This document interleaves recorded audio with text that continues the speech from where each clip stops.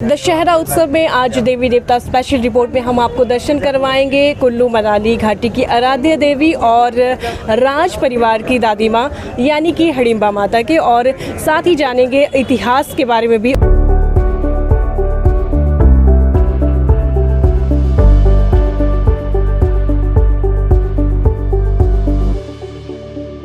और हमारे साथ बातचीत के लिए सौरभ शर्मा जी हैं जो कि माता हडिम्बा के पुजारी हैं। सर बहुत बहुत स्वागत है आपका। हाँ, मेरा नाम सौरभ शर्मा है, मैं माता हडिम्बा का पुजारी हूँ। तो माता हडिम्बा का जो कुल्लू दशहरे में जो माता का महत्व है वो मतलब शब्दों में नहीं बोल सकते उसको, क्योंकि माता के बिना जो कुल्लू दशहरा है वो किसी भी तरह से ना ही उसको संपन्न बोलेंगे और वो शुरू भी नहीं हो सकता, ना ही वो समाप्त हो सकता है। तो माता ही कुल्लू आके जो कुल्लू दशहरा है उसकी शुरुआत करती है और अंत में उसका समापन भी माता ही करती है। तो जैसे राज दरबार से माता के लिए जब माता कुल्लू पहुंचती है तो राज दरबार से छड़ी आती है, तो वो छड़ी एक तरह का इनविटेशन होता है माता के लिए। तो वो छड़ी जब आएगी उसके बाद माता राजबेड़े को जाएगी और उसके बाद दशहरे की जो तैयारियां होती है, जितनी भी तैयारियां होगी दशहरे की रघुनाथ जी की, वो सब माता के राजबेड़े में पहुँचने पर जब माता बैठ जाएगी उसके बाद ही होती है। सौरभ जी, जैसे माता हडिम्बा का और राज परिवार का क्या संबंध है? राज परिवार की कुल देवी भी और दादी माँ भी इनको कहा जाता है। जो माता हडिम्बा और राज परिवार का संबंध है ये बिल्कुल एक परिवार का संबंध है। जो कुल्लू का जो राजपाट था, माता हडिम्बा ने ही कुल्लू का राजपाट राजा विहंग मणिपाल जो हुए, विहंग मणिपाल पहले राजा थे, तो उनको माता ने सौंपा था ये जो राजपाट दिया पूरा।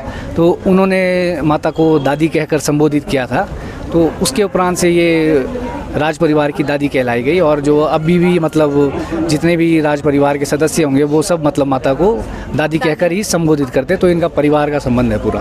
हाँ, मतलब आज की समय में भी वो दादी ही बोलते हैं माता को। हाँ बिल्कुल, आज के समय में भी दादी बोलेंगे, बाकियों के लिए माँ है तो वो दादी कहकर संबोधित करेंगे, ये उनका संबंध है माता के साथ जी। और जैसा कि सौरभ जी ने बताया कि जब हडिम्बा माता आती हैं तभी दशहरे उत्सव की भी शुरुआत होती है, और अगर समापन की बात करें तो समापन भी माता हडिम्बा द्वारा ही किया जाता है। अंतिम दिन सर यहाँ पर लंका दहन होता है, उसमें भी हडिम्बा माता का विशेष उपस्थिति रहती है। हाँ बिल्कुल, जो भी कार्यविधि जितनी भी होती है लंका की, तो लंका की सारी विधि माता ही वो करती है और उसी के बाद लंका समाप्त होती है, लंका और दशहरे का समापन होता है। सर इनके अगर मोहरे की बात करूँ तो कौन कौन से मोहरे, किस स्वरूप में माता की जो मोहरे हैं?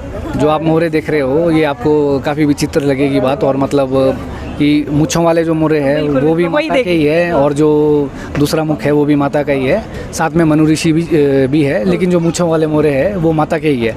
ये एक तरह से माता के ही रूप है। अब जो माता है ये सौम्य रूप में भी है पालकी में, और दूसरे रूपों में भी है। ये काली है, ये शस्त्र रूप में है, तो इसके हर रूप है।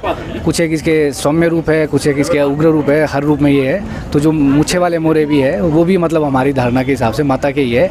इसे मतलब पीली मूँछों वाले या सोने की मूँछों वाली कहकर भी संबोधित करते हैं। तो ऐसा कहते हैं, जाकी हो भावना जैसी प्रभु मूरत तिन देखी तैसी।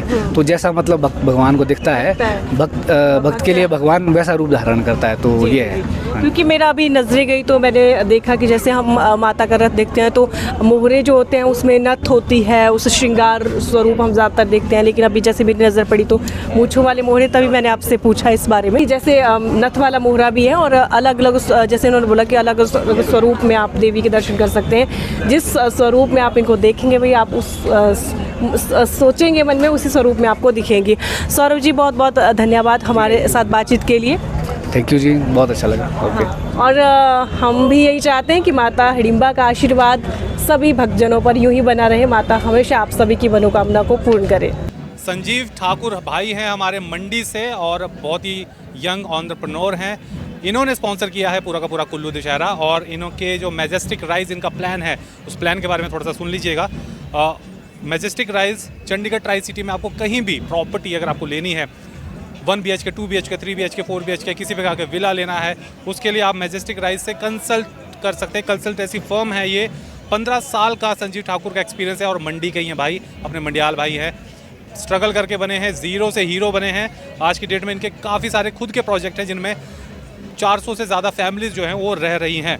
लेकिन इनका ये नया वेंचर है मैजेस्टिक राइज, जो आपके लिए, चाहे आप वो निवेश करने के लिए चुन रहे हों या फिर आप खुद के रहने के लिए या आप किराए पे देने के लिए कुछ प्रोजेक्ट चुन रहे हो, वहाँ पे कोई फ्लैट चुन रहे हो, ये जो मैजेस्टिक राइज फर्म है ये कंसल्टेंसी देगी आपको, क्योंकि ये बताएगी आपको कि भाई ये वाले जो हाउसिंग कॉलोनी है, ये वाले जो हाउसिंग प्रोजेक्ट है, ये सेफ़ है, ये लीगली सेफ़ है और इसकी वित्तीय स्थिति भी ठीक है। उन सबको परख कर ये लोग आपको कंसल्ट करेंगे। चंडीगढ़ में इनका ऑफिस है, दुबई में बहुत जल्द खुलने वाला है। तो मैजेस्टिक राइज, जहां निवेश को मिलता है भरोसा, सुरक्षा और बेहतर भविष्य का विश्वास।